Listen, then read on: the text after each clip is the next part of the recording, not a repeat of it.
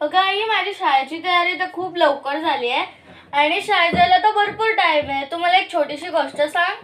हो अनन्या, मी गोष्ट सांगते संत तुकाराम महाराजांची. ठीक आहे. संत तुकाराम हे महाराष्ट्रातील थोर संत होते. त्यांचा स्वभाव खूप शांत, प्रेमळ आणि साधा होता.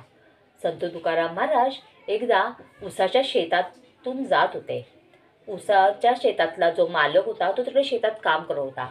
त्याने पाहिलं, ते ओळखीचे असल्यामुळे त्यांनी आवाज दिला आणि त्यांना मस्तपैकी ग्लासभर उसाचा रस प्यायला दिला आणि थोडेसे ऊस बांधून दिले आणि म्हणाले, तू घरातल्या माणसांसाठी तू घेऊन जा.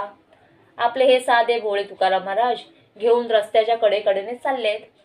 छोटी छोटी मुलं, त्यांच्या मुलांसारखी छोटी छोटी मुलं जे वाटेवर भेटायचे त्यांना हे एक एक एक एक करून ऊस वाटायला लागले आणि शेवटी एक ऊस उरलेला तो ते घरी घेऊन आले.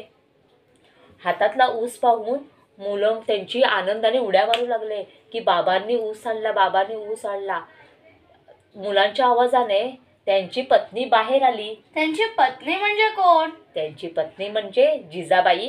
ती सगळ्यांची आवडती असल्यामुळे तिला आवडी असे तुकोबा म्हणत.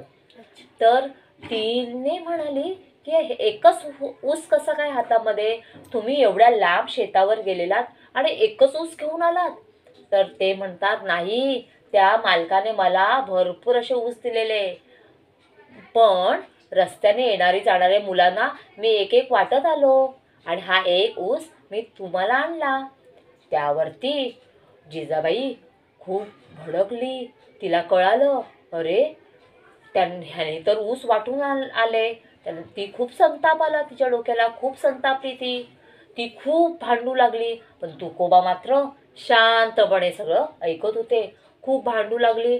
शेवटी तिला राहावे ना, तिने तो ऊस घेतला आणि तुकोबांच्या पाठीमध्ये जोरात मारला. पण त्यांना राग कसा काय नाही आला? कारण का ते खूप प्रेमळ, खूप शांत, खूप साधे असे देवाचे भक्त होते. आणि ऊस मारल्याच्या नंतर त्याचे 3 समान तुकडे झाले.